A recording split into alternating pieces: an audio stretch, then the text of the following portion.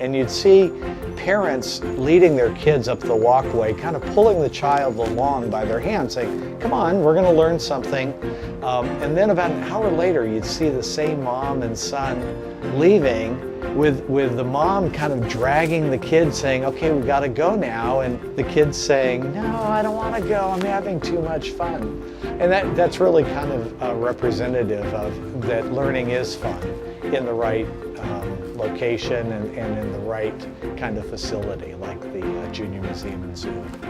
So my name is Tina Keegan. I'm the exhibits director here at the Palo Alto Junior Museum and Zoo. Generally, we try and pick a science topic, and staff all has input into what the topic may be. And then we might go and talk to visitors on the floor and find out, are they more interested in something about renewable energy or insects or physics, and gauge sort of that interest. And then we start thinking about how can you engage a child who is 6 months, who's just maybe learning how to crawl or learning about cause and effect, to a child that's learning how electricity works in school. A 1-year-old may just be learning that a ball rolls. So to see that they can put it in here and it rolls down there and makes this thing happen can be enough for them. And I also know that, okay, they just really love to turn things. They may not connect it with what's happening later, but let's make sure we have enough opportunity for kids to turn cranks. The shop square footage is only so big.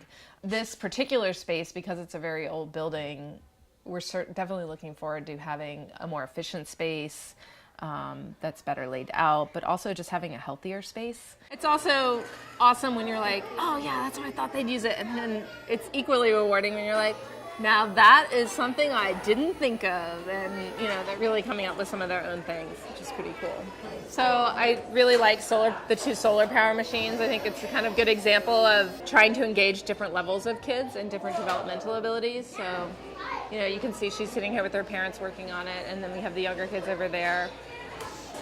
What I think is particularly cool about this exhibit is that it's actually generating the electricity to power the lights and the balls here. And we often, very, very frequently, I'll have people say, are these real? I'm like, yes, of course they're real. So they're surprised that they have that kind of access and that we've given it to young children.